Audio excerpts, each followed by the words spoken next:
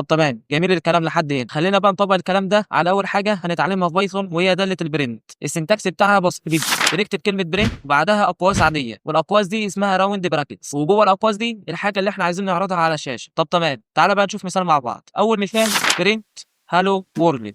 لما نيجي نشوف الكود ده هنلاقي عباره عن برنت وقوسين اللي هي اسمها راوند براكتس والدبل كوتيشن وجواها هالو وورلد. وملحوظه يا شباب، ما ينفعش اكتب النص خصوصا لو سترينج من غير الدبل كوت. لو كتبت النص من غير الدبل كوت مش هيطبع. علشان اطبع نص لازم يكون جوه الدبل كوت او حاجه تانية اسمها سنجل كوت، وده الشكل بتاعه.